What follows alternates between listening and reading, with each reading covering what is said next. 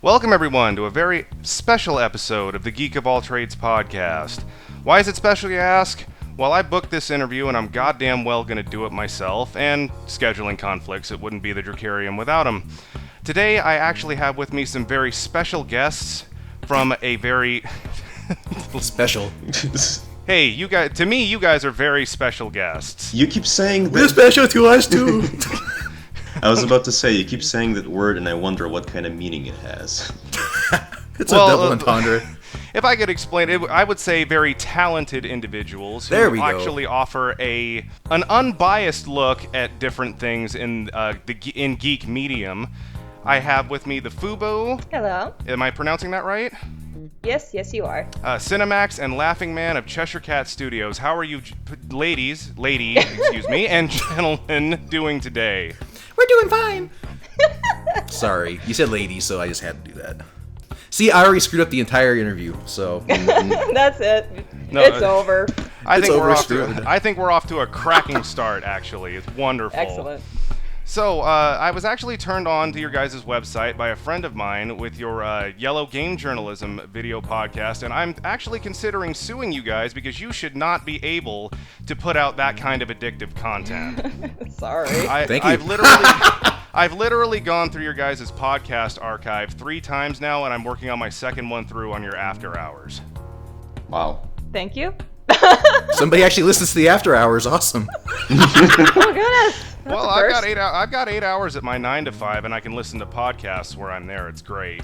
I'm just still shocked at the fact that you actually praised our content. I mean, we're just not used to that kind of reception. Really? No. Yes and no. Yes and no. Apparently CineMax is seeing a hell of a lot more like hate mail than I am. We'll get into the hate mail a little bit later in the podcast, but reading through your guys' website, the About Us section says that the site was originally a blog of sorts for LaughingMan. CineMax, Fuboo, how did you guys get on with the website, and how did also Kenny and BMask, how did they wind up getting involved?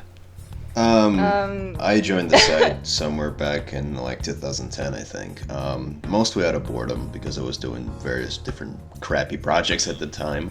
I've been there. And you know, I found the site, and at the time it was nothing like it is right now. We were doing much more written content, written reviews, written articles. Although I'm not so sure about articles, but basically it was just a lot of crap. Thank you. Well, it was just LaughingMan shit. Then I came along and saved the whole fucking thing. Well, is that not true though? It is. So there you go. I was an egotist, so I'm like, I'm gonna put my reviews on the internet, and all of a sudden everyone else started swarming in, and it's like, oh, might be something to this. Okay. Right. So then one day we basically decided that, hey, let's try. Well, the initial idea was not even let's make a podcast, because at the time, in the forums, all of us were kind of watching this one web series based on the Mortal Kombat franchise, Mortal Kombat Legacy.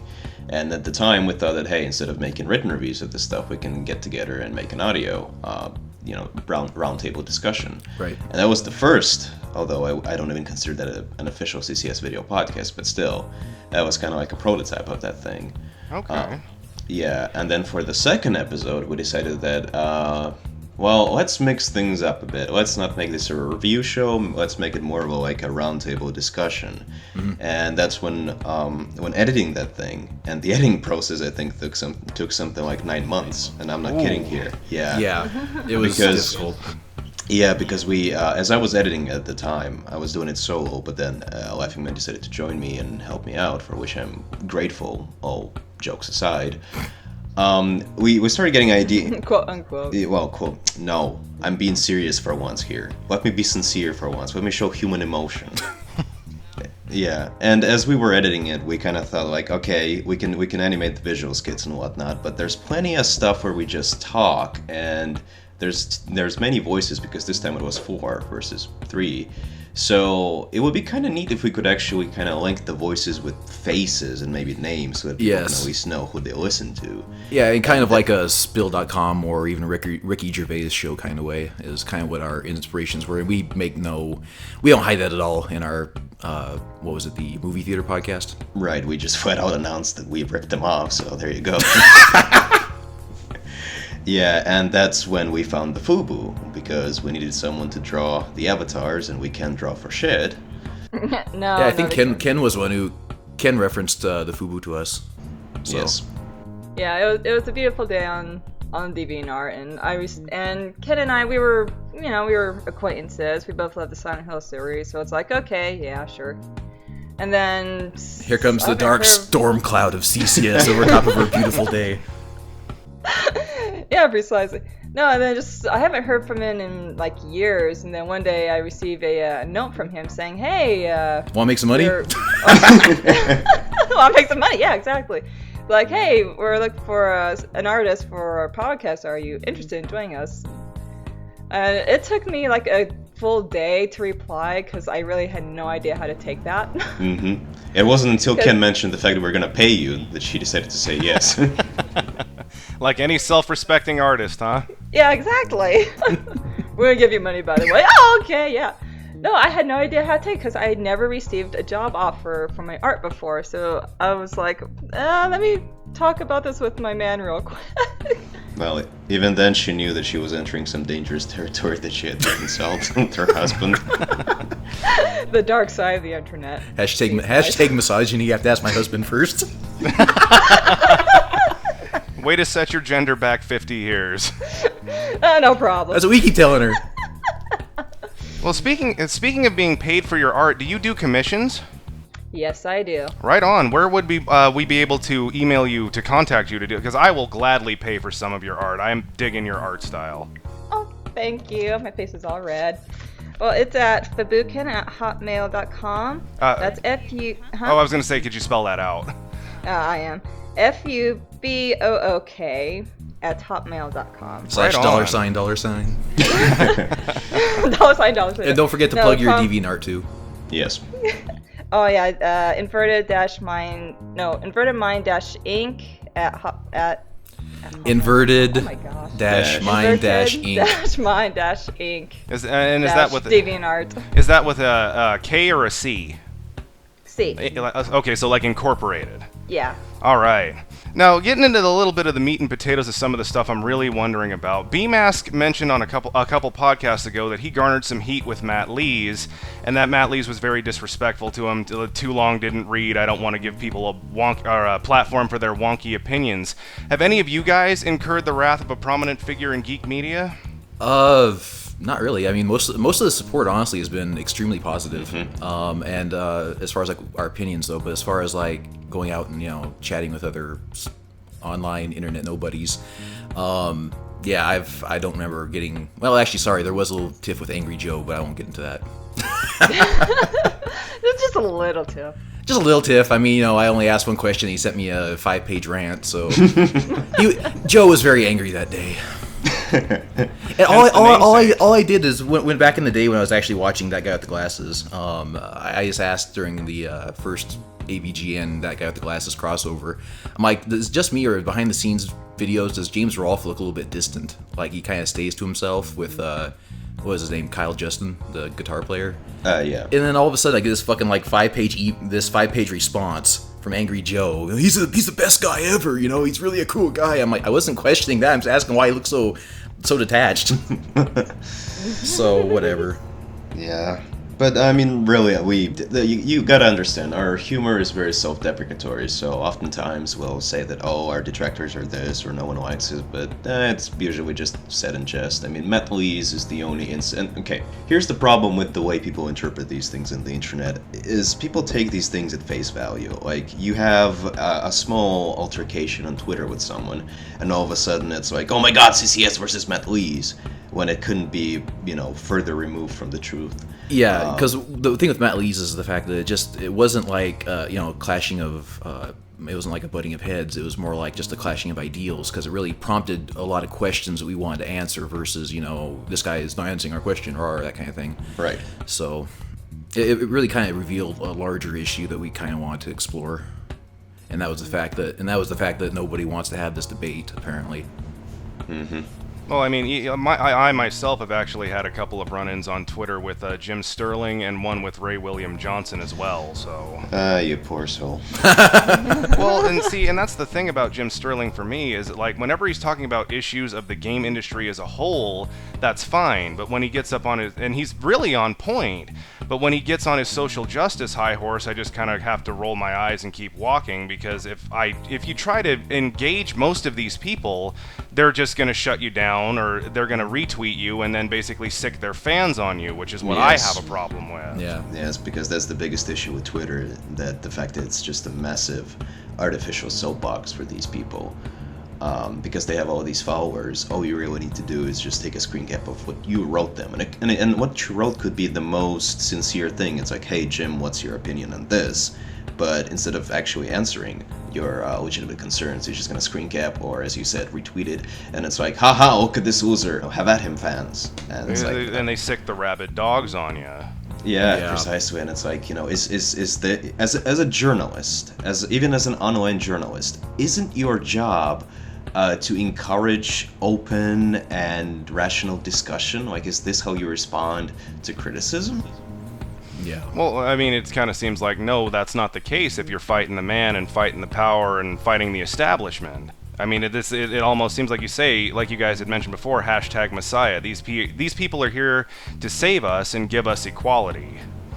Sure they are. Yeah, sure. Well, when you say I don't this, know. I'm saying the opposite. well, when someone says that they're trying to do some good and they're closing their comment sections, Anita Sarkeesian's a prime example of that. And then recently, Matt Lees, he closed all of his comment sections on his videos.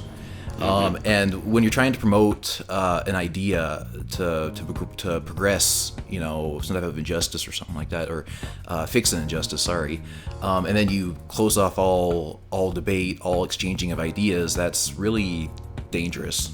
A YouTuber that I think I used to watch back in the day, his name is Trix35 or something like that. He made a couple of responses to Anita Sarkeesian's Tropes versus Women series. And in one of the videos, when he discussed Anita closing the comment section in her video, he made a very perceptive remark. And to paraphrase it, it was something like, good arguments hold up to scrutiny, bad ones hide from it. And that's pretty much all we can say on the matter. Yep. Wow, that's a pretty damn good quote. Absolutely. So, moving on from that topic, but still kind of keeping with the same theme, what happened with the incident you guys mentioned on After Hours was something awful, and did that tie into your...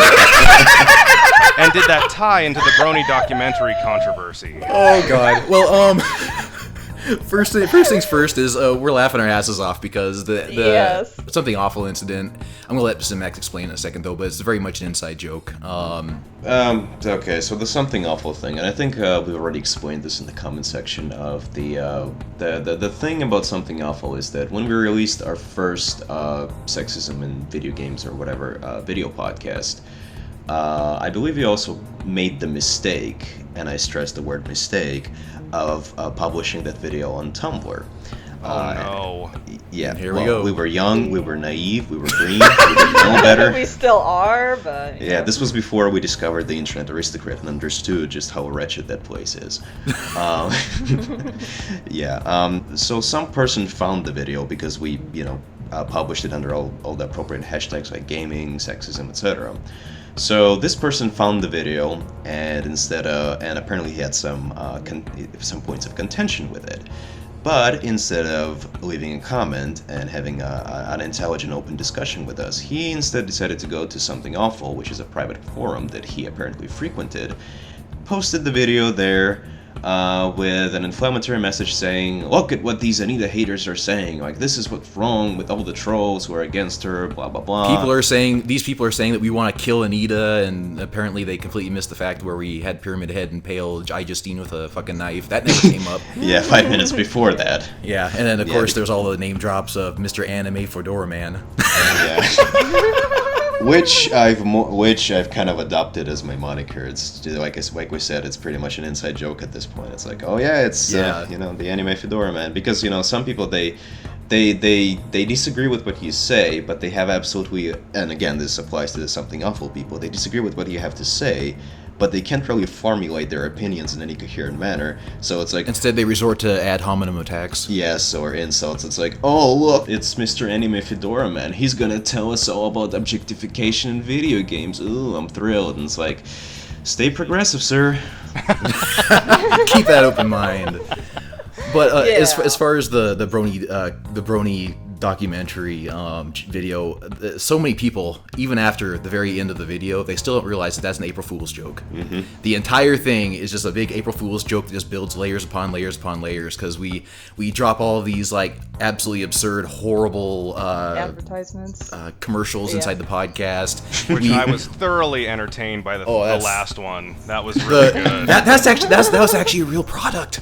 We found it on the internet. We're like, oh my god. That's fucking real? Yes, Yes. those are real, no joke. And we Yes. the what we read is like the exact description off of the website for pony butt plugs, no joke. And, Oh my god. and of course, we're condemning, or we're speaking out against taking a kid's television show and over sexualizing it, like we did in our first Brony video Podcast, yes. video podcast. And then of course, right after that, we start selling the pony butt plugs as a sponsor to the show, which should have been enough red lights, but apparently people still didn't get that it was an April Fool's joke. People are like, oh, we're sorry. People are asking us where this documentary's at, and it's like, did you not see the last 30 seconds of the video? Yeah, the last 30 seconds of the video says Happy early April Fools. We published it March 31st, just to kind of get a leg up on the April Fools thing, because otherwise it'd be too obvious. And apparently, it wasn't obvious enough. They fell for it. So it was a lot of fun. A lot of people did fall for it, but I think a couple people definitely. By the time we got to the second commercial, people started figuring out exactly what was wrong. Mm-hmm. They're like, this is something amiss. So it was great. It was great fun. Well, by the third commercial, I thought that was I thought that was a joke. I didn't realize that was an actual product. So I learned something today. Another layer. So many layers, such a complex joke. Yeah, that's an actual product though, no joke. There are such things as a porn star is banking on My Little Pony themed butt plugs. No joke. Mm-hmm. Wow. That to me is even better than IGN's Nintendo 3DS dubstep experience. As far as like, I wish that was a real product. If that was real, that would be awesome. But the fact that there are My Little Pony butt plugs just makes me a little bit more sad. That I decided to spawn. And we never condemn people for liking something outright, at least. But there's definitely some factions in the certain fanboy communities that kind of throw a couple questions in the air. And luckily, we do get a ton of support from the Brony fan base. Yes, in our paradoxically. video, ironically. But a lot of people have spoken out and said, yeah, you're right. There's these elements that make the rest of us look bad. And we're like, yeah, I mean, we understand that. I mean, Star Trek, Star Wars, you name any other type of fan base, and there's those rogue elements. Yeah, exceptions to every rule. Exactly. Except when you go on the internet and you look up like My Little Pony on Google Images, you see Rule 34 stuff like just up the wazoo. and that which has been seen cannot be unseen. Yes. Exactly. That which has been saved on BMAS's hard drive cannot be unsaved. I'm joking. BMAS, thankfully, BMAS is the kind of guy who has a good sense of humor about that. He is, I think, an ex-fan of the show because he saw some of the issues that were happening too, and I think it was him who kind of wanted to spearhead that particular video. So, gotcha. Okay, your guys' opinions on feminism and social justice warriors aren't really mirrored by much of the gaming media, let alone mainstream media at large. Have you received any backlash from these controversial, in quotes, opinions? Actually, like I said earlier, it's been mostly positive.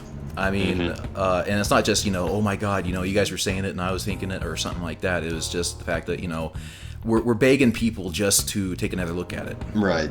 Just to be a little bit skeptical, be a little bit cynical. Just sit and think about it, Because, and that was the thing, is because when I first listened to the original one, the Yellow Gaming Journalism podcast, I literally at first thought, man, these guys have balls to have this kind of opinion and put it on the internet. Yeah. And then I thought about it, I'm like, well, they're not being disrespectful, they're not being irreverent. Why should I think that this is a gutsy move and that you guys are brave heroes when you're simply presenting a different view? Right, and we definitely don't want to be heroes. I'm just going to put that out there. No. But Max? Yeah, obviously we don't want to be. Anti. Yeah, like we said in our most recent video podcast, we don't want to be. We don't want to spearhead any kind of movements. We don't want to be representatives of any kind of movement. And We don't want to be icons of any sort. Yeah, especially that. Also, a quick segue. Melissa, did you just say hentai hero a couple of seconds ago? No. Oh. I said anti. Oh. Anti. Oh, anti-hero. Kind of like Deadpool, the hentai hero. Anti-hero, yeah! Melissa is available for That's commissions. a hell of a video game. I am available for commissions, by the way, yes. Yes, but as I was... They have to be tasteful, though, because I gotta draw them around the kids. There goes all the LMX CineMax fan art. Well, I can draw them at night after everyone goes to bed. No, please don't. Unless we get unless we Let's say, the Fuboo after hours. After hours. Now that the kids in bed and the guys are nowhere around. unless we get some cut of the fucking money, we're not gonna allow that. No, I do actually want to keep my job, so I don't do that. Good. Keep your filthy hentai folders to yourself. Anyways, Max, you were saying. Yeah, it's really mystified because, as LaughingMan has said, we have seen plenty of support from people who do say that they're almost shocked at the fact that we are saying these things, but at the same time, we're not saying anything out of line here. All we're saying is that people try being objective, have a rational debate, don't just rally behind this or that internet hashtag messiah just because, they're screaming the loudest in the case of Jim Sterling. Oh, video game industry, blah, blah, blah, blah, blah, how dare you, alien colonials, marines, etc. Toxicity! Yeah, and I guess, well, it's something that I talked about earlier, the fact that on the internet everything is almost written in caps lock. That's like how most of the arguments are being held. One side screams, the other side tries to scream a little bit louder, and meanwhile, well, as we say, soccer moms to the left of us, negbers to the right, and here we are, stuck in the middle with you. Trying to appeal to people's reason. And thankfully we have seen, our latest video podcast has been doing exceptionally well, and easily more than 700 likes for a video that's only, I think it was 9,000 views, something like that. Something like that. Plenty of new subscribers. We got. Oh yeah, we got like 500 subscribers from our latest video in like 3 days. Oh, it was amazing. Yeah. That's awesome. Yeah. Mm-hmm. And you guys are wonderful. That's to the fans listening. yeah, and the Fuboo will be back in our third iteration of this particular topic. Yep. And again, like Max has said, we're not trying to spearhead any movements or anything, but it's just that we just want people to sit down and just talk to each other. Is that so freaking hard? There's got to be some common ground where we can actually solve the freaking issue. Except it's just like American politics right now, where you have football teams and your team has to win, and it's like that's not how we progress. Yeah. All right. Speaking of progressing, there are a lot of comic book superheroes. I think the vast majority of them were originally white characters, and there's been a lot of gender changing and race changing in these characters here lately. Do you think that's changing the race of an established character like a Superman or a Green Lantern will win over a legion of new fans just because the race is different? I think that personally, I think that it all has to come down to the writing of the character, because if you just do a palette swap on a character, I just personally don't see that as really that enthralling. Whereas if you take a character, you change his backstory, like I think it was which Green Lantern starred in Justice League? Jon Stewart. Who is a hell of a lot more interesting than the other guy, to be honest. Than Hal Jordan. Yeah, exactly. And the idea that I'm hoping that it's for the sake of writing and for the sake of making better, stronger characters rather than just we're gonna have a new character be a different color and then it'll appeal to more people, because that's as absurd to me personally as Marvel saying, well, we gotta make Blade white to appeal to me, and it's like, what? No, Blade's a fucking cool character. Don't mess with it. And on the same note, it's like saying, Samuel L. Jackson, Nick Fury's originally white, but Samuel L. Jackson, he hit it out of the fucking park compared to, say, who's the other guy? David Hasselhoff. Yeah, exactly. David Hasselhoff. So it all comes down to the fact of it's the writing and the quality of the writing more than what the race of the character should be. It should be based on the meritocratic scales. There's got to be more to a character than just the surface. Yeah. Well, see, and that was one thing that I kind of had a problem with, because I was on the Walking Dead Confessions Tumblr, one of the few ones I could stomach. Oh, boy. And somebody had said that they enjoyed the game because Lee, the main character, was black. I enjoyed the game because it was a well-written story, and you got emotionally invested in the characters. Oh, absolutely. Yes. Yes. You're right up Max's alley. He freaking loves that game. Yeah. It's the best game of all time. If you haven't played it, do your homework. Absolutely. You will be graded on this class. Max, feel free to totally like fanboy about this. I'll stay quiet for a few minutes. We'll back up. Kind of give you some space. Yeah, problem is we've spoken at length about #fanboy idiocy, so I'm not gonna just spur you for the rest of the interview on how great that game is. But we'll do that off air, Ax. Or Max, excuse me. You and I can have a circle jerk about how awesome The Walking Dead is. Well, you'd have to first buy me dinner. I think you can swing that. Are you looking for something fancy, or you just want to go grab something real quick? Let's go for Chinese. Why not? Get him in the mood. Fair enough. I love some Chinese takeout. Right, but It's a date. yeah, new OTP confirmed. Okay, I'm not even using my best material here yet. They're dying from laughter. Our standards are that low. Oh, I'm loving this. I think you mentioned that you found this on like a Tumblr blog or something. Yeah, it's the Walking Dead Confessions Tumblr. Yeah, which does not surprise me at all. But one thing I'd like to ask this person is like, okay, Lee's black, that's great, and there are certain bits of dialogue in the game that reflect his race, and I have nothing against that, but seriously, would it really make a difference if we was, say, a black woman, or a white woman, or any kind of different race or gender? Because at the end, it all comes down to writing. You didn't just automatically associate with this character or fall in love with this character because he's this or that race. Well, hopefully you didn't. That was definitely not the case with me, because with me it's just the fact that you go through so much with this character, Yeah. that you immediately associate with him. You know, you feel like you're like war comrades or something, that you've been through, you know, so much.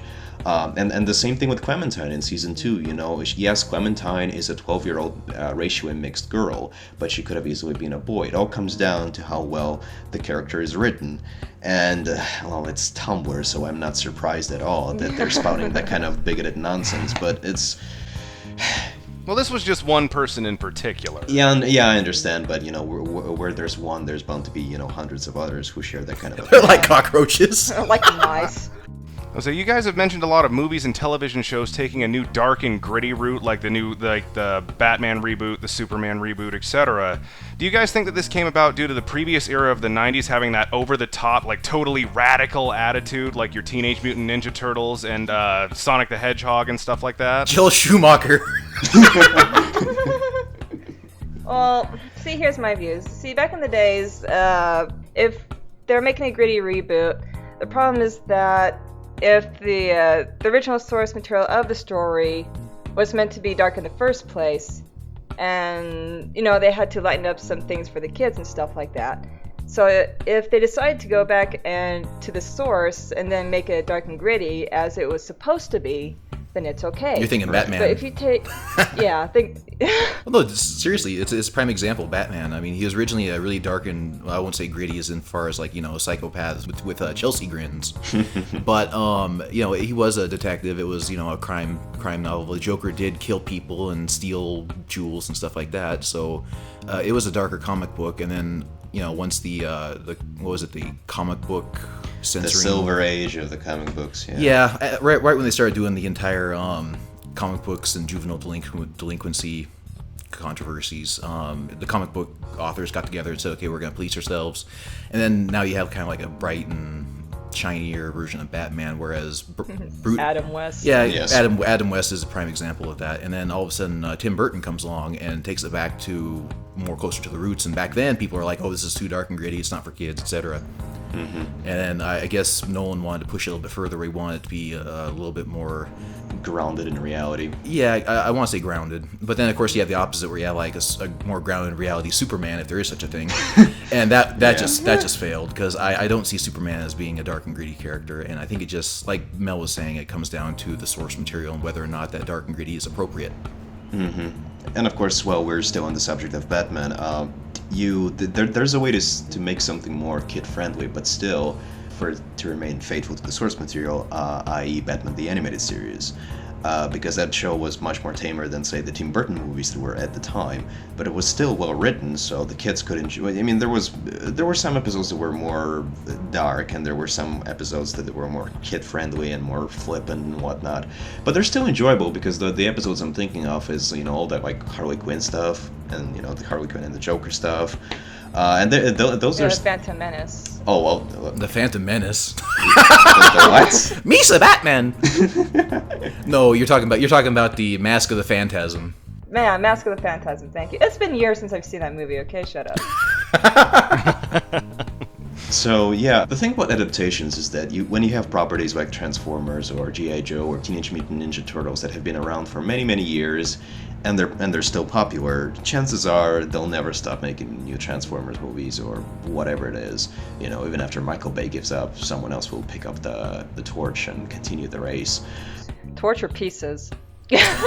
Well, yeah, it's more like plenty of pieces at this point. But my point is that they'll keep making these interpretations, but when you make an interpretation, it could be a bit lighter than the previous one, but it still has to remain faithful to the source material or the messages and the morals of the source material, because otherwise you get something like the Amazing Spider-Man franchise that's going on right now. Yeah.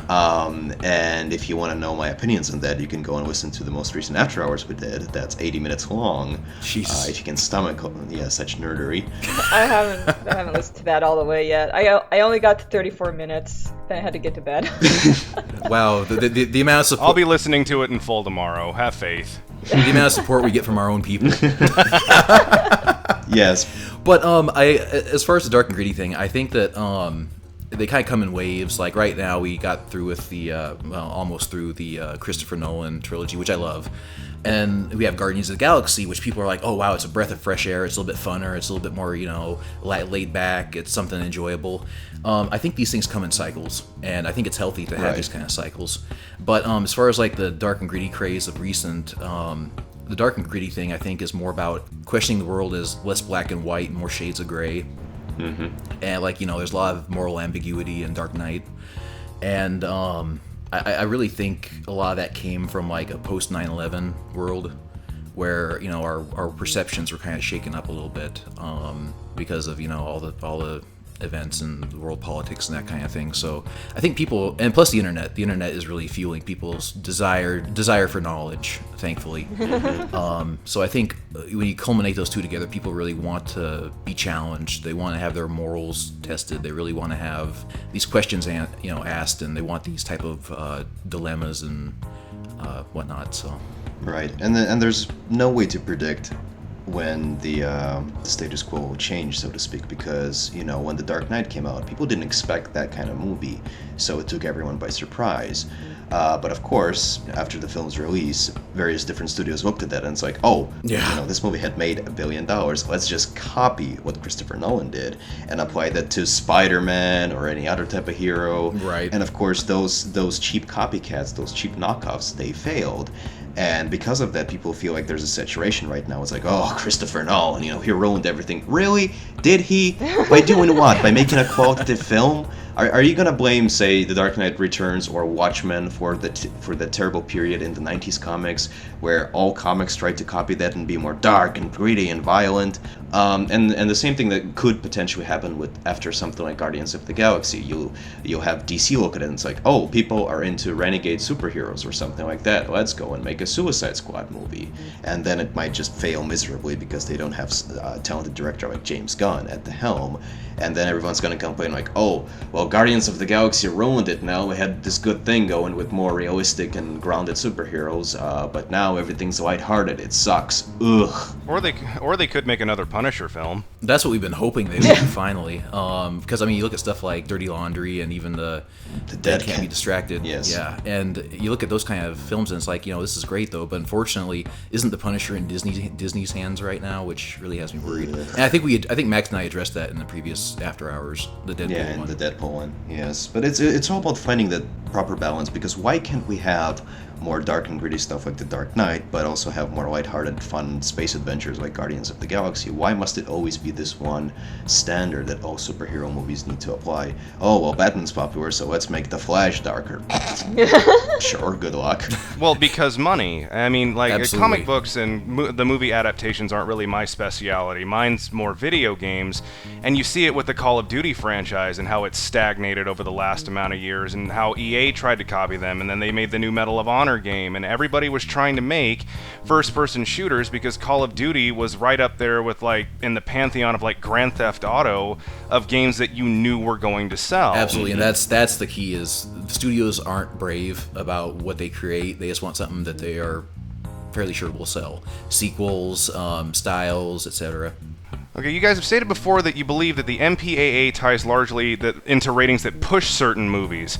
How do you guys feel about the current state of copyright law as it relates to things like Content ID, and most recently the controversy with Twitch getting copyright strikes on people's videos, even on their own music that they've made?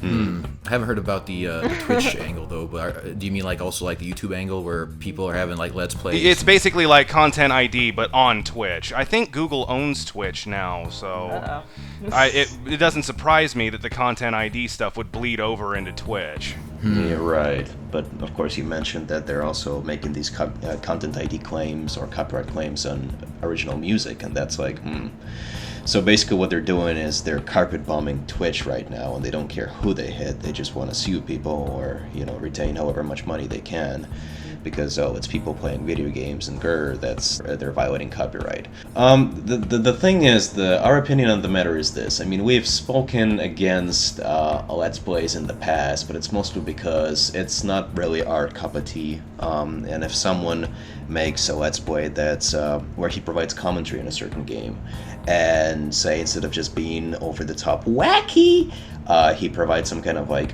trivia on a game or explains to you what the game is, its history, etc. So it's kind of informative. I can actually get behind that. Unfortunately, I've never seen a Let's Play try to do that, because more often than not, most of them try to replicate that Game Grumps formula. It's like, hey, we're two best friends, we're gonna play this game, and look at how terrible Sonic 06 is. Or that guy with the glasses formula. Which is even worse, but okay. Well, what sprung to mind for me was PewDiePie. Did you guys know that he makes something like $4 million a year? Yes. Oh, do we ever? And he got bought out by Disney too. Yeah. But everybody wants to have that kind of popularity. It seems like they want to be the next Game Grumps, or they want to be the next PewDiePie, or somebody that can make. And like Nintendo, they saturate their own market because there are too many. Basically too many cooks in the kitchen. You can barely.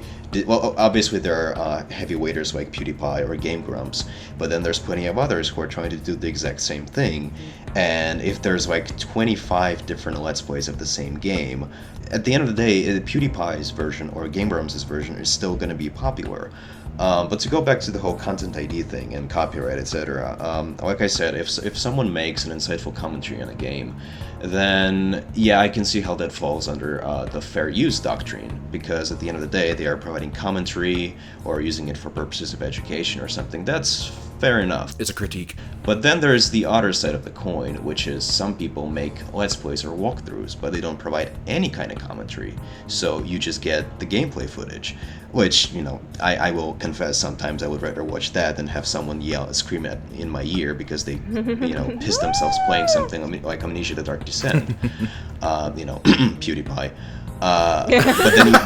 But then you have also something even more extreme than that, where people take cutscenes and bits of gameplay footage and they try to make something like, here's the Batman Arkham City film, where they try and streamline it into a 2.5 hour long movie that you can watch. And in that case, I can sort of side with the corporations, because it's like, all right, fellas, this is getting a bit too out of hand. Like, you can use the fair use excuse when you make like gameplay videos of something like an online Call of Duty match, because every experience is going to be unique. You're playing the game, but you're providing different commentary and various different events happen. That's fine. But when you go ahead and leak a video game's entire storyline, it's like, well, now I know how the game ends. I have absolutely no reason to go to the store and procure the game itself. Right. Yeah, and that's why I find myself doing every once in a while.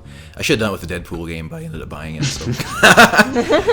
But like Max is saying, and the way I interpret this question is more like the Content ID thing on YouTube, which is there's definitely some games that have made reputations for themselves and became famous because of the Let's Plays, like Amnesia: The Dark Descent, for instance, Minecraft. Oh, yeah. I think it's up to the company to decide whether or not they want this kind of stuff on the net, and whether or not it's good for them or bad for them. And to use the Arkham City example, if I saw the entire storyline for Arkham City, I honestly would not buy the game. Mm-hmm. So. Well, it's in that same vein, how do you guys feel about like piracy, being content creators yourselves? Oh god, I cracked my knuckles here. And May I get my eye patch? Yar har fiddly dee. Yeah, I know. The more I read about piracy, the more I see it's almost valid in several ways. I have the belief and I have the practice that usually the things that I end up pirating are things that I've never really had an invested interest to begin with. Neil Gaiman is one of my favorite authors, and he hit the nail on the head when he was in an interview, and he said that one day after he released, I think it was American Gods, all of a sudden he started noticing there's so much piracy of his books going up in Russia. And he's like, well, what the heck's going on? And all of a sudden he also noticed that independent bookstores were selling more of his books in Russia. So he on his own website, he actually gave out for free 30 days American Gods translated into Russia, official release. You can download it, share it around, do whatever you want to do. And he noticed that when he did that, more people were actually buying his books. And I'll make the music comparison in a second here, but he noted that, for instance, he asked the honest question: when you find your next favorite author, do you honestly go into a bookstore, pull a book off the shelf, and say, this is going to be my next favorite author? Rarely. Or is it from word of mouth, or you go to the library and you read, or something like this? And he says that more likely than not, people find things that they like through obtaining them either through a friend or through a library or whatnot. And I see the same thing with music. There's tons of bands that I honestly would never have listened to because of the podunk area I'm in right now. It's all country western. It sucks. No, my dog bit me. My wife left me. Now I'm gonna lonely. get drunk. Yuck, yuck, yuck. Twang, twang. Steel guitar. It's actually the other way around. The dog left and the wife bit him. But that's the life of Matt. Yeah, but there's a ton of music that I listen to that is definitely not mainstream. And I don't want to sound like a hipster, but I mean it's underground. It's a lot of goth rock, that kind of stuff. And it's stuff that I would never hear on the radio, and it's stuff that I found through piracy, admittedly. And after I found them, Two Steps from Hell is a fucking perfect example of this. Two Steps from Hell, all their albums were strictly, studios only. They weren't allowed. Yes. They weren't available to the public. And all of a sudden, people started leaking their music on YouTube, and they got this huge freaking following on YouTube. They got so much demand to release their music to the public that now they have like 5 or 6 albums under their belt. And it's amazing. And I find an artist I like Two Steps from Hell, for instance, through YouTube, and currently I own all their albums because I want to have that physical disc on me. I want to have it in not 96 kilobit per second crap audio. It doesn't do Two Steps from Hell justice, the YouTube stuff. But that's how you find people's music, and a lot of artists, like the lead frontman for the Foo Fighters, have gone on to say on record that that's their opinion too. Because back when they were kids, they used to have tape recorders and they used to record music and songs off the radio. Yes. I think everybody did. Yeah, we all did. Exactly. I mean, my dad used to get like an 8-track and copy it onto from a friend, and he used to copy it onto a cassette, and he'd have it in his truck. And it's just a way of sharing music and getting more exposure to people, exposing people to new things, and that's really the beauty of it, in my opinion. Well, honestly, that's how I came across a lot of the dubstep that I listen to. That's basically all I listen to these days because everything sounds so samey. But I'll actually go on YouTube and preview an EP or a full LP album before I buy it. And I always like artists like Zomboy and Skrillex and Rude Brat and everybody that I listen to. I'm like, if I like it, I'll buy the tracks that I want. But if I like the full album, I buy the album. And that's a great way of thinking about it too, is the fact that you get to preview it. And again, I used in the Piracy podcast, I used an example like you can't listen to a 30-second sample of even dubstep in your case, and get the full effect. Right, because that's all iTunes allows you. Right, you can't get the full effect of what the song actually sounds like. Well, I mean, really in dubstep, really all I care about is the drop. If they would just put that drop instead of the build, then I know if I want to buy the damn thing, and they could save me the step of going to fucking YouTube. Right, but instead they give you just a small 15, 30-second sample, and you can never tell if you're gonna like the entire album or just that song based on that excerpt, because the excerpt could be just I'm more into rock music, so it could be just the opening, the slow opening, or it could be the riff in the middle of the song or something, or it could be just the ending. There's no way to legitimately preview something the same way you could go to, say, a bookstore and you could open a book and you could read like a chapter or something before deciding, okay, this kind of seems interesting, because it takes more than, like I said, 30 seconds. And it's not just about music. You can also say this. We can also say the same things about stuff like TV series. Oh, absolutely. Yeah, because personally, I learned about a phenomenal show called True Detective. Oh, yes. From listening to Bill Burr's podcast, because he was raving about how great that show was. So I decided to go and check it out for myself. It was, in my opinion, it's one of the best TV shows out there right now, or just in history of television. And then I recommended the show to LaughingMan, and that's how he learned about it. So it's that word of mouth thing that we talked about. Yeah, and it's kind of interesting that music and movies don't have the same type of free exposure as books do. I mean, you think that the government back in the day, Thomas Jefferson, he definitely wanted more libraries and that kind of stuff for the people to access this kind of stuff, access information.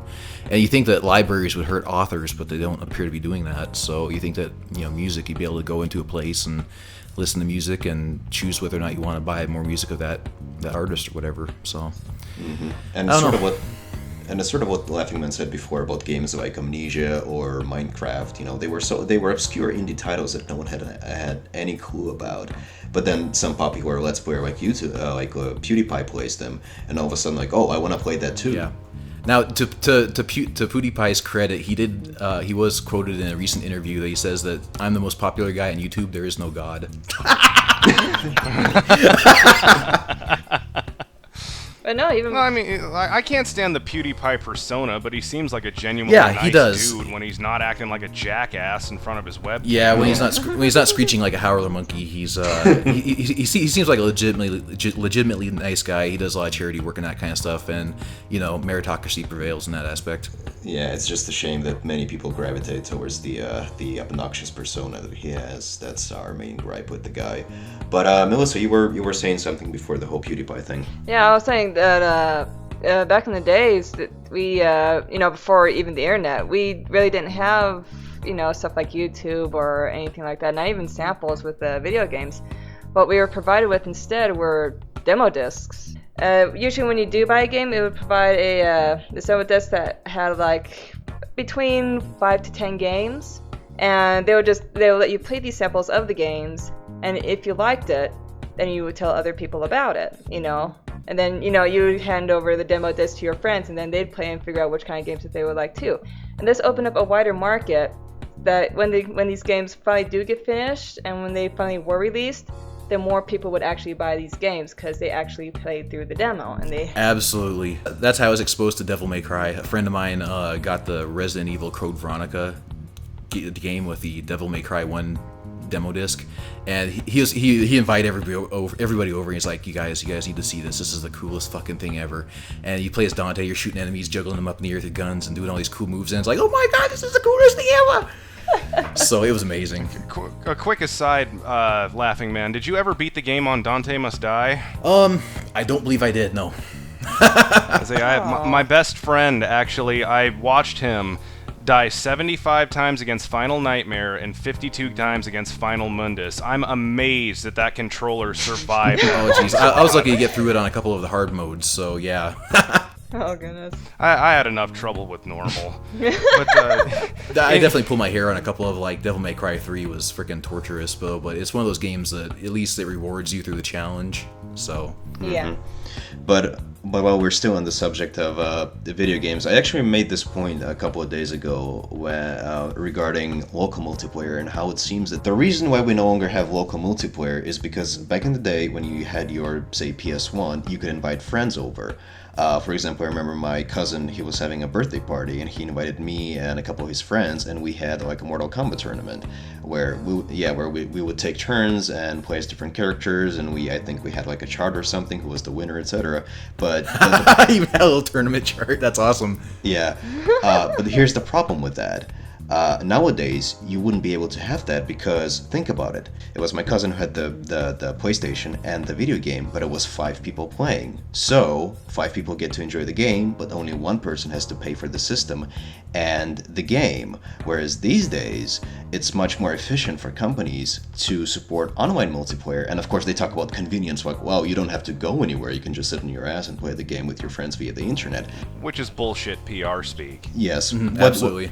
And they complain about obesity these days. But what they're really saying is, we would much rather all 4 of you people buy the Xbox 360 or the PS3 and buy a copy of the game. So each one has to shell out about $400 more or less just to be able to play with one another. Online. I mean, obviously there are still games like, Nintendo keeps releasing those new Super Mario Brothers games that do allow you to play local 4-player co-op, etc. Yeah, but they are the exception. Because even these days, and we brought this point up in our E3 2014 commentary, that you have games like, what was it, LaughingMan, God of War Ascension or something? Yeah. And Fate and the new Fable game that do support 4-player co-op, but once again, it's done via online. Yeah, and in certain games, it could be a detriment when you have a split screen. Like I think LaughingMan, you made the joke. Yeah, I made the joke about playing GoldenEye 64 on a 22-inch color television. It sucks. 4-player sucks. Yeah, but there are. You have to squint. That game has not aged well. Yeah. But certain other genres can afford to have, 4-player co-op or something like that. But again, at the end of the day, as always, the bottom line here is the almighty dollar. So it's, and they try to masquerade it by saying that it's more convenient to play online, which I would argue, because they're trying to eliminate that social factor. Because back in the day, like I said, you would hook up with your friends or whoever, your relatives, and you would enjoy playing the game. These days, you got to put on a headset and you got to join a random match, and you have 12-year-olds screeching in your ear and dropping all sorts of racial slurs. And yeah, #progress, of course. Brilliant. All right, keeping with the video games theme, do you guys think that there are so many, like the frat boy, dude bro demographic that a game like Remember Me wouldn't sell? Because it smacks to me of insecurity of not only the gamers themselves, I know you guys have spoken on this before, but the companies themselves, because they believe that 90% of all gamers are those Call of Duty frat boy type gamers. Stay tuned for our next podcast. Yes. Okay. But No. we can answer some of this though. Go ahead, Max and Mel. Actually, I was about to, I'd rather Melissa take charge in this one because, okay, let's put it this way. Let's flip the question on its head, and let's say, because what you're insinuating here is that because a game like Remember Me or the next Tomb Raider game, because there's a female Lara Croft on the cover, it's somehow going to dissuade the frat boy demographic from playing the game. That seems to be the popular among the industry. Yeah, that seems to be the popular opinion. But on the other side of the coin, you have social justice warriors proclaiming that, if a game has a woman, they'll immediately buy that game regardless of quality because, like I said, #progress, #social justice. So, Melissa, as a woman, is that a factor? The fact that the game has a female protagonist, like, will you immediately run to the store to procure it? No, I will not. See, with me, the protagonist has nothing to do with the value of the game. Mm-hmm. It's a character, the story evolves around the character, the gameplay has to work for the character, and the character has to do the same thing with the gameplay and its surroundings and the controlling. Now, we mentioned earlier that this person on Tumblr said that they like this character simply because they're black. Mm-hmm. This is the same issue, whether or not people play this game simply because of the person's gender. Right. And it baffles me, really. Well, like you make examples of like characters like Heather being some of your favorite video game characters, and it's not because she's a woman; it's just because of the story. No, but also because of character herself. She was so down to earth. People weren't focusing on, since she's a female, she has to be strong, she has to be independent. We have to make people feel, bad for this woman's suffering and stuff like that. It's like, no, you play through the game and you can relate to her because she's dealing with things and you're there with her. And therefore, you can relate to her more, and you develop this kind of relationship with her. Mm-hmm. It's the player-protagonist relationship that you develop throughout the game, which also explains a lot of creepy fanfics out there. But anyway, I've got a quick question. The host can drop in a couple cents in here too, though. But everybody right now knows that Samus is a woman. Mm-hmm. Does that stop you from buying a Metroid game? Not at all. Absolutely No. not. Absolutely, yeah, exactly. That's what it comes down to. I mean, it's all about the gameplay. It's all about the story. Again, Clementine in The Walking Dead 2 is a little racially mixed girl, and it's still a fucking great game. Mm-hmm. I mean, I think more people can look through that though. But again, it's the companies I think that are like, well, remember me? It's a great concept though, but it's gotta star a guy, and it's like, really? I mean, does it really need to? Mm-hmm. I mean, or the other way around. The Last of Us is a great game, but let's score some SGW points by making not Ellen Page gay because #progress. again with the hashtag. Not Ellen Page. I like you that. could thank Yeah. BMS for that one. Mm-hmm. So the main issue here is the fact that these companies are so detached from their own audience, and it of course doesn't help that the game journalists, who are meant to act as a liaison, as a link between the gaming community and the developers, they seem to exist in their own crazy bubble La La Land, where they've decided that their take on the issues is the most important one. Never mind the fact that the entire gaming community is taking the piss out of them. I mean, I don't know if you've seen this, but recently Polygon published an article. I'm gonna paraphrase this, but the title was something like, "What Watchdogs Can Teach Us About #Ferguson." Really? Yes. Oh jeez. I heard Sterling say something about a game site writing an article relating video games to what's happening in That was Ferguson right Polygon. now, but I didn't know it was from Polygon. That was Polygon, and 2 weeks before this, the same site also published an article that said, "Sonic fan art expert rates the pornographic potential of Sonic Boom characters." Really? People, game journalism is dead. Absolutely. Bury it. Well, I guess I better hang it up. Oh no. The type of podcasting I think we're doing is shedding a lot of lights on this kind of thing, and it's reaching more people more and more about some of the BS in the industry. Like Max, weren't you the one who found the guy who contested Jim Sterling and sent his fans a link of our website or our video? Oh yeah, basically, recently Jim Sterling made yet another video about gamer entitlement. Toxicity. Yeah, the hostility and the toxicity and the sleaziness of the gaming community. I love the way you say that. I just have to throw that in. Whispered in my ear. Yeah, thank you. Well, I like You guys can do that on your date. Sorry, I won't hold you two up any longer. But Jim Sterling made yet another video on the matter, and unfortunately, a lot of his brain dead fans immediately started supporting his viewpoint, like, yeah, there's this entitlement issue, blah blah blah. They ate it up. Yeah, and one person whom I've seen comment on our videos actually engaged them, trying to appeal to their reason, saying that no, this issue is not as black and white as you say. There's shades of gray, and at the end, after reading a correspondence with these people, he basically did say, like, listen, if you want a more or less unbiased look, go and check out Cheshire Cat Studios' videos.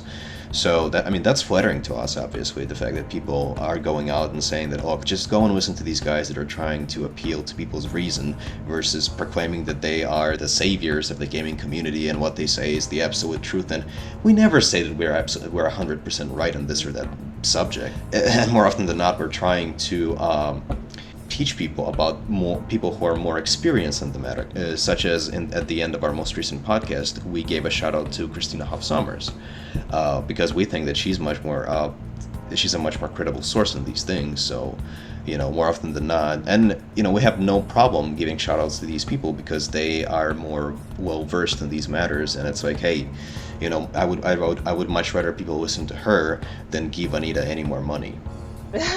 Yes. Well, I mean, and that shows a lot of journalistic integrity on your guys' end to say, look, we know, Are you sure you want to use that word, integrity? You gotta put the hashtag in front of it. Okay, your hashtag journalistic integrity. Perfect. But you guys are saying that, we know, this small slice, but we're going to direct you to somebody who knows more about it than we do. Mm-hmm.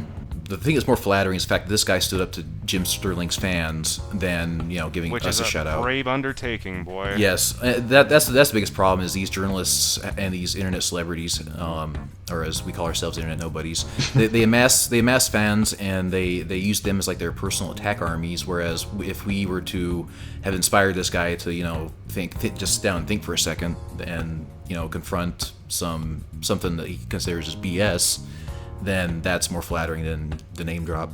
Mm-hmm. All right, now for this question, I think I'm actually going to be a little bit opposite from you guys on this, because I believe that gamers as a whole have been spoiled by the PlayStation 2 and backwards compatibility. I think backwards compatibility is dead, and it's a pipe dream to believe that any corporation is going to include it in any other consoles moving forward. What do you guys think about that? Well, yeah, it is dead. I will agree with you on that, but I do love the idea of backwards compatibility. I wrote a short article about it way back when. And Mel, I'll let you talk in a second. as soon as the egotist gets over. Obviously, yeah, a company's never going to do anything that's going to cost them money. And the time, the development, the programming, the emulation, or just including the hardware itself, like in the original PS3, to play our older games is not profitable compared to we're gonna release this in HD and you can go on the PlayStation Network and you can buy these old games again. To me, it's a source of contention just because I'm looking at my bookshelf right now and I have about 30 PlayStation 2 games that I can't play. My computer right now isn't strong enough for emulation. Which luckily there isn't a bunch of very talented people working on emulation. And my original PS3 is dead. So I have a bunch of PlayStation 2 games that I invested money into and I can't play them ever again. Or even play them in the case of a couple of them. So it's really smacks of me as kind of like giving something and taking it away, which I kind of annoyed me about like Sony and the Linux thing, even though I never used it. But yeah, all of a sudden there's like this brand new movement to do backwards compatibility with the PlayStation 2 and the Xbox 360 with some select titles from the Xbox library. And then all of a sudden they kind of yank that back, and it kind of feels like 2 steps forward, 1 step back. No, see, because I don't think that backwards compatibility is necessarily a bad thing. Like, I think that it was a great thing, and I honestly, arguably, the PlayStation 2 is the greatest game console that's ever existed. Oh yeah, absolutely. Balls, yeah. With probably the largest library aside from maybe the first runs of the PlayStation 3s. And I think that backwards compatibility should be a thing, but I think that the fact that every time a new console comes out, the entire gaming community bitches, well, the Xbox One doesn't have backwards compatibility and the PS4 doesn't have backwards compatibility. Guys, you're dreaming. It's not going to happen anymore because, like CineMax was saying, they're not going to include it because it's going to cost them money, and you won't have to go back on the PlayStation Network or Xbox Live and buy that game again for $9.99. LaughingMan said that, not CineMax. Oh, I'm sorry. LaughingMan said that. Why was PlayStation 2 so popular? It was because... a huge library of great games. Well, not only because of the huge library, but we went through Nintendo, we went through Sega, Super Nintendo, Sega CD. We went through all of these consoles, and none of them had backwards capability. And we really didn't mind at the time. It's like, okay, whatever, new console, new game. And then the PlayStation 2 comes along. It's like, okay, new console. And then they reveal that we can also play the PlayStation 1 games that we've enjoyed so much. And that's what made us love the PlayStation 2 even more. Because of the PS1 games that we have, we can now play them on the PS2 along with the PS2 games, Mm-hmm. And it was just such a huge hype. It's another reason why I love the Wii.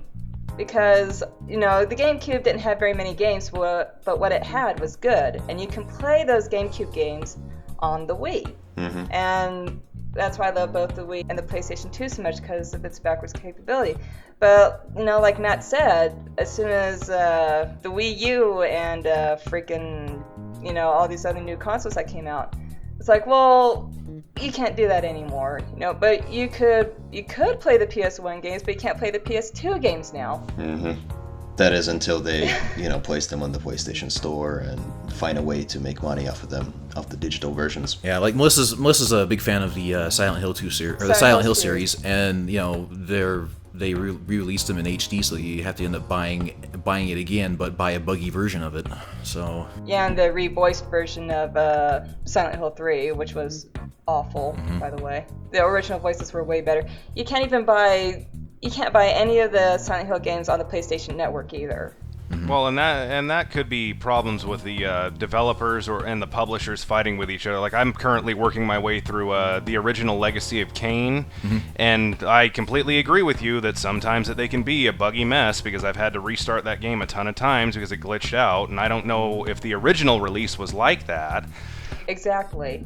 And that's another reason that it'll turn people off from checking out the original, because they'll think that this new HD release had just as many problems. Right. Well, here's the thing: is I know for a fact, and I agree with this, the backwards compatibility is dead. I mean, a company will not spend the resources to put PS3, PS2, and maybe it already has PS1 emulation into a PlayStation 4. It's not that great. Yeah. Okay, so it's not backwards compatibility at all, or compatible at all. Then, all right. But say like my PlayStation 3 dies, or sorry, didn't it? Yeah, it died. Here's the thing: is my grandma has a freaking Nintendo that still works. Whereas I've gone, yeah, me too. I've gone through like 2 PlayStation 3s already, and it's not a secure investment. If they stop making PS3s totally, I have all these games. I have a dead console. I have to go to a pawn shop or something, take a gamble as to whether the PlayStation 3 that I find there happens to work or not. And yeah, it's not a very strong investment at this point, and that's kind of what I really want to have backwards compatibility, is reassurance on my investments. Not only that, but it can also act as a neat transitional period. Because to make a comparison with the movie industry, obviously the films have gone through several formats. We've had VHS, then we had DVD, and now we have Blu-ray. But the thing is, every time a new bit of technology would be introduced, or a new format would be introduced, you would have some kind of transitional device. For example, when DVD was first introduced, I remember that there were certain players that could play both DVD and VHS, because people still had plenty of VHS tapes.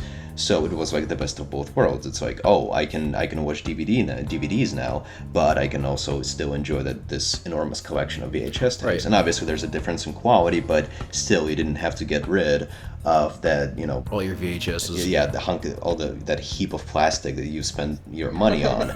And the same thing with DVDs and Blu-rays. Like, initially there were those combined machines that could let you play. Blu-ray players do play DVDs, don't they?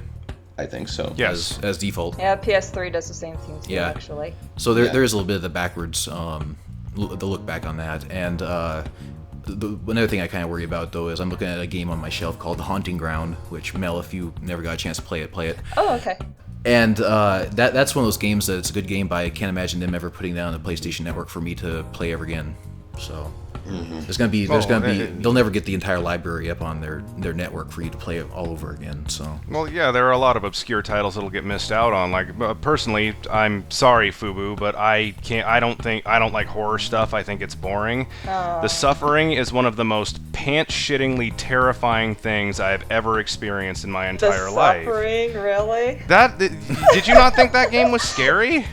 No, not really. It was just one huge shoot 'em up. It's basically like freaking, what was it, Dead Space? Oh, I don't know. I never played Dead Space. It basically plays like the first Dead Space. But I mean, but more to the point, like those titles aren't going to be available for download.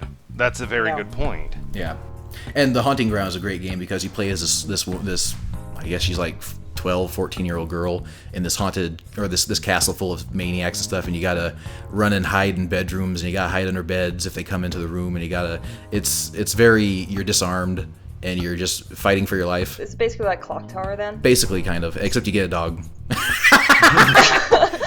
That's the difference. That's the difference. Okay. But that's pants shittingly scary because I played like 10 minutes of it and I'm like, I'm done.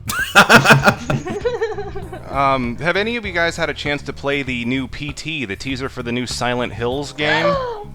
I have not played it. Well, it's for the PS4. Oh, is it? I don't have a PS4. Yes, that's the heartbreaking part. Okay, I didn't realize that. I just saw Hideo Kojima, Guillermo del Toro, and Norman Reedus all working on one project, and I'm like, that's awesome, but I won't be getting my PlayStation 4 till September 9th when Destiny comes out.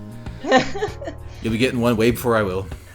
Well, I've been watching the playable teasers or trailers, and it looks very, very promising. Mm-hmm. I'm excited for it now. It's like, well, gosh dang it. Well, there's only one game for the PS4 that I'm interested in. But of course, the internet right now is too busy bitching about the fact that it's called Silent Hills. Oh my God, really, guys? And it's like, how about the fact that freaking Guillermo del Toro is attached to this project? How about Hideo Kojima? And I mean, Norman Reedus, I like him as an actor, but chances are he's just going to provide voice acting. So I'm more interested in those two. And I've already seen posts from some people that I actually respect, and they're like, really, Guillermo del Toro just to give this game some movie credibility, and Hideo Kojima, those guys that know nothing about subtlety. It's like, really? Like, you don't expect some great monster design from Guillermo del Toro or some clever writing from Kojima? Yeah. Like, this is, obviously I have my own reservations about this project because we haven't seen much about it, but this is probably the first time in a long time that I gave a shit about the Silent Hill series. Yes. But, yeah, I mean, I'm all for healthy skepticism, but let's not shit on something before we even got the first trailer. Yeah. Unless it's Call of Duty. We know that's going to be the same. Well, that is... Silent Hill duty. Silent Hill duty. Silent Hill is duty. No. That's basically what Silent Hill 5 was. Alright, do you guys think that we as gamers have in a way created the monster that publishers have become? It seems like a lot of people kind of want, as far as like sequels and series and stuff like that, it's like we want more of the same, but just different enough to where we can say, oh, this is such a different experience. So yeah, this has been around for years though, because first games would come out and people would like it, and the developers would figure, well, okay, let's make a second game except different. Mm-hmm. And it would be the same game, but with different gameplay and formats. And as we've seen in the past with NES games, the sequels are usually not the best. Second Legend of Zelda, second Castlevania. The second Mass Effect. Yeah, the second Mass Effect, exactly. Yes, that NES classic. Sorry, that's just what sprung to mind for me. Somebody needs to make an 8-bit Mass Effect. No joke. There's an 8-bit Final Fantasy VII floating around out there. It can be done. Oh my goodness. I was thinking more like the fact that Capcom kept on milking, and they still do the Street Fighter series. Like, I just got done buying the upgrade for Street Fighter 4 Ultra, and it's like, really? I mean, I never bought the first one, so I'm like, maybe I guess this is gonna be the last one in the series. Probably not. There'll be Super Ultra and that kind of shit. But Super Ultra 4.5 Part 3. Yeah, Alpha and Omega. Gold Edition. anything to squeeze $15 out of you. Yeah, pretty much. But it kind of goes back to what we were saying earlier about the movies and the sequels. Is that it's my theory that movie studios they're trying to play it safe, like we mentioned earlier. They're really trying to bank on things that they know people will like and recognize, because we live in a world right now where we're super saturated with content. We got YouTube, we got Netflix, we got movies, video games, music. We've got content that there's no way we can tally all of it up mentally. And so the studio stuff, instead of making a brand new IP, they'll always fall back on a brand name that people recognize. Oh, it's Die Hard. Oh, it's Terminator. Oh, it's Predator, Aliens, that kind of stuff. And like Star Wars, for instance, they know it'll sell. They know that there's a fan base who wants to see it, as with Predator and that kind of thing. And so they're like, well, this is going to be a sure thing versus taking a risk. Yeah. So. And it's not just the studios. Sometimes the people themselves are to blame because... Absolutely. Yeah, because more often than not, people don't really know what they want. Like, you'll have people spend their entire lives on message boards talking about how, we need to bring back this franchise, or wouldn't it be great if we had another Terminator movie? And then the studios, because these are popular franchises, they make, say, Terminator 5, which they are making, but, hypothetically speaking here, and, say it's shit, and people say, like, oh, Jesus, why did they resurrect this franchise? And whatnot. Yeah. Yeah, so more often than not, people don't know what they really want, and because there's so much content out there, sometimes we do rely on existing franchises because it's like, Familiar. oh well, it's an established brand, so it's familiar, so I'm gonna go and watch. I watched the last Star Wars movies. I like them for the most part. Yeah. And they say, I know what I'm getting with this new movie theater ticket purchase. Yeah, and of course, and sometimes this could be true because you take something like the Marvel Studios movies, and they have been consistently good for the most part. Discounting the Thor movies because I couldn't care less about them. That's your own biased opinion. No, I'm just kidding. It is my. It's mine too. And then it turns out that everyone shares that opinion. But no, and that's the reason why I went out and watched Guardians of the Galaxy, because it was such an obscure concept. But it's like, okay, it's a Marvel movie and it has James Gunn as the director, so okay, I'll give this a shot. But then you also have the other side of the coin where actually Rich Evans from Red Letter Media made this very good point way back in their Huff in the Bag Amazing Spider-Man review, where people, like I said, there's so much content out there, so people try to play it safe, and sometimes they don't even realize that they're trying to play it safe. Sometimes they really they delude themselves into thinking they're a part of this geek culture. So it's like, oh, it says Star Wars, here's my money. It says Spider-Man, here's my money. Like, it's this huge pop culture thing, and you have to go and watch it, even though, simultaneously in the same cinema there might be playing an obscure independent, well, maybe not an independent, but a low budget horror film that you could go and watch and support. Take a step out of your comfort zone and try to discover something new for yourself. But nope, it's like, oh my god, Star Wars is back, I gotta go and watch it just to prove my geek cred. And it's like, ugh. Brand loyalty. Yeah. All right, speaking about bringing franchises back to life, you guys had mentioned on one of your podcasts, I think it was B-Mask that said that a Deadpool movie would just basically be Deadpool movie would be a license to print money. Each of you guys, if you could bring one geek franchise or IP back to life, which one would it be that you think would make shitloads of money? Oh God. Wow. Does it have to be movie or video game? Anything, any movie, comic book, whatever you want. Oh. Does it have to be popular? No. Okay, Illbleed. Yes, I know. Surprise, surprise. Another horror game, from Melissa. But no, Illbleed was a different kind of survival horror game because it didn't mainly rely on your combat. It relied on your instincts of, how to use your resources, to spot the traps and stuff like that. And you had a limited amount, they called it adrenaline, a number of adrenaline that you needed to find these traps. If you use them all in one spot, most likely you're going to miss that trap and you're going to die.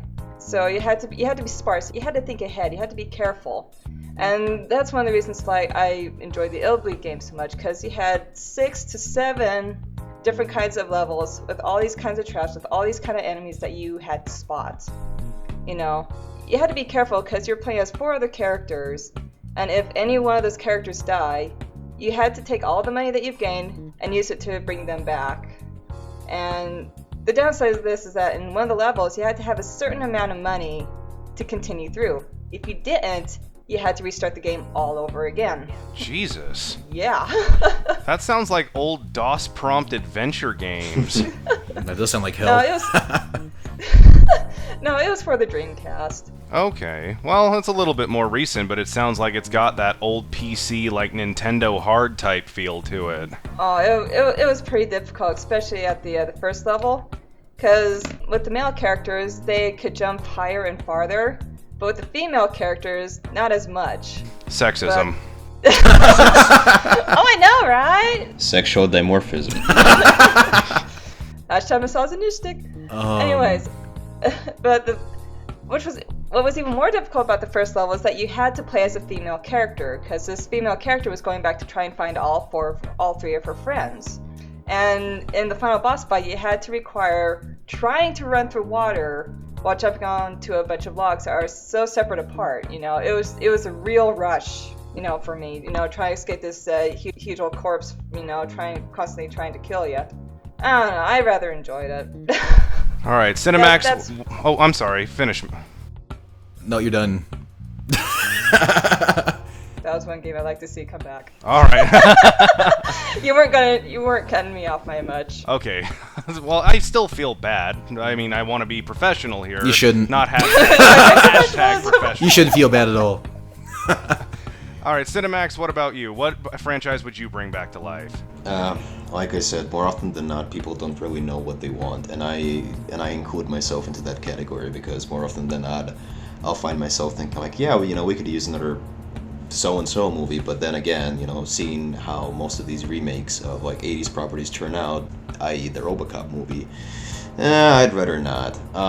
In my case, the only thing I would like to make a return is something that, for this or that reason, didn't finish properly. I'm mostly thinking of Firefly, because when I was watching Guardians of the Galaxy, near the end, I kind of realized that the reason why I was enjoying this movie so much, because it was kind of like that Firefly / Cowboy Bebop concept of, a group of renegades having these space adventures, and that's something that we don't see a lot these days.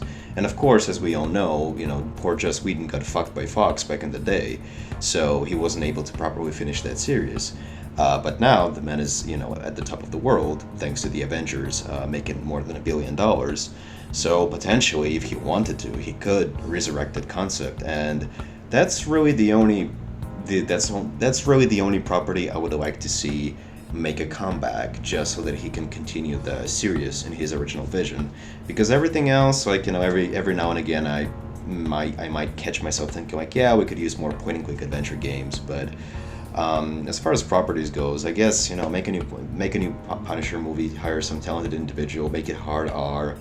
But I don't know. Like I said, I'm a skeptic, and I always keep saying that be careful what you wish for, because tomorrow they might announce that this property is making a comeback, and everyone will shit their pants from excitement. But at the end, the game will be a total disaster. So. The one that comes to mind for me would be King's Quest is getting a new entry in its series. Oh, you mean those DOS games from back in the day? Again, I'd like to see more point-and-click adventure games, and with Steam supporting so many indie titles, that could happen. There could be a renaissance of point-and-click games, although I think Telltale is already spearheading that genre. Yeah, they're pretty much the forerunner in that right now. Right, but as far as any kind of concrete property, as much as I would like to see, occasionally, I would like to see a familiar brand return, I'd also much rather be surprised by something new, to be honest. Okay, fair enough. And LaughingMan, what about you? Seeing that there's this is gonna be a hard one though, but seeing that there's so many new Transformers and Ninja Turtles movies, I want to see Michael Bay's Jim and the Holograms. I'm joking. I am totally fucking joking. This is a really hard question though. But luckily, you guys started getting onto DOS games, so it's gonna make it just a little bit easier. First thing I was thinking of was when I'm frantically scanning my bookshelves and my movie shelves and all that kind of stuff. I'm looking for that property. I'm like, what can I use more of? But I really don't want to see them butcher. Back to the Future, no. Terminator, hell no. Rambo, God no. And I'm looking at the bottom. I'm like, I wouldn't mind seeing a couple new iterations of past British comedies like Blackadder and Monty Python and that kind of thing. In fact, the fact that Monty Python is doing already did their goodbye tour is pretty neat. I still have to find some way to watch that. But I guess if I had to pick something I really want to see, I want to see more Ron Gilbert DOS games or type of games like Monkey Island, Day of the Tentacle, that kind of stuff. Right on. The Monkey Island remake that they put on the PS3 and Steam and that kind of thing was probably one of the funnest things that I've played in years. And the next thing I'm looking forward to is the Gabriel Knight. They're remaking that, so that's going to be awesome too.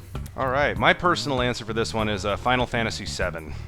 I would love to see them remake Final Fantasy VII with the Advent Children style. Mm-hmm. And the biggest reason is it's one of the best games I've ever played. I mean, nostalgia glasses or no, it's one of my favorite titles.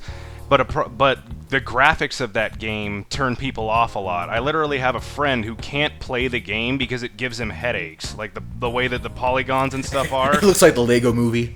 The game literally makes him physically ill. So, really? Wow.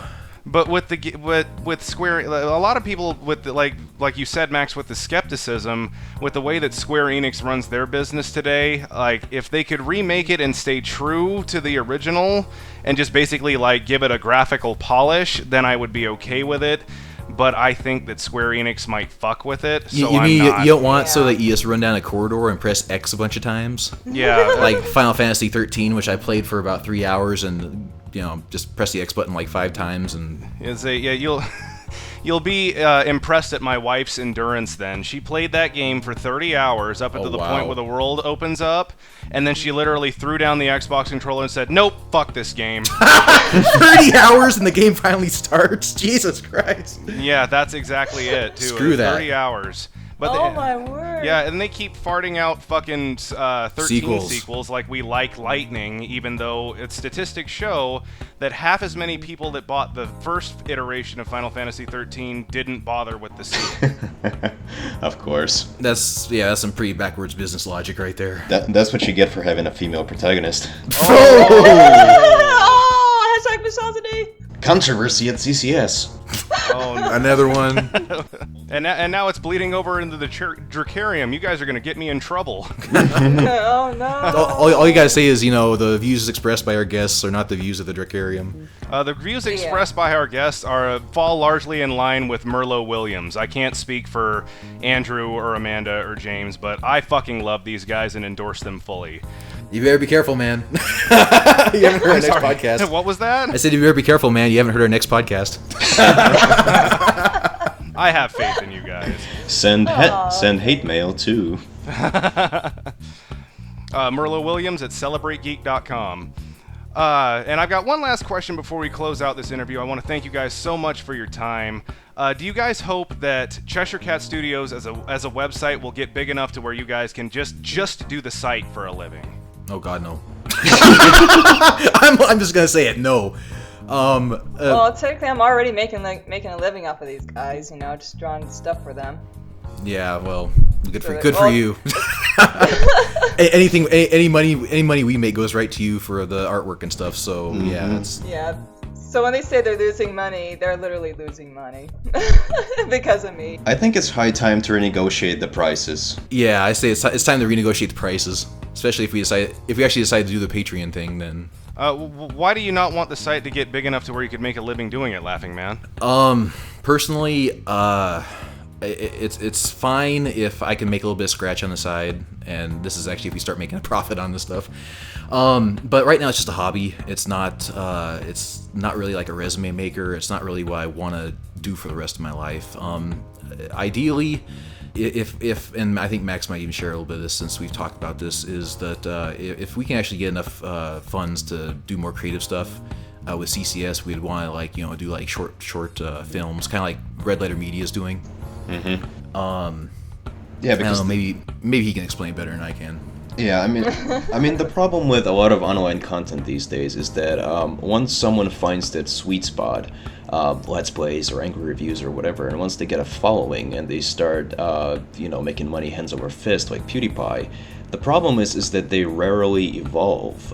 Conversely, they stagnate because, like I said, they found that sweet spot, and it's like, well, I guess, if I scream like a howler monkey into the microphone while playing Amnesia, I'll make $1 million. But I was about to bring up James Rolfe because I respect the man for his for being a huge film buff and whatnot, but I also fear that the man has also become somewhat of a hostage of the angry video game nerd, because that's the cash cow, that brings in the most views and whatnot. So, and you would think that he would have the funds and the following to make an independent art house film or a B movie horror slasher or whatever, and people would, especially when you consider how many old films he used to do as a kid before the angry video game nerd.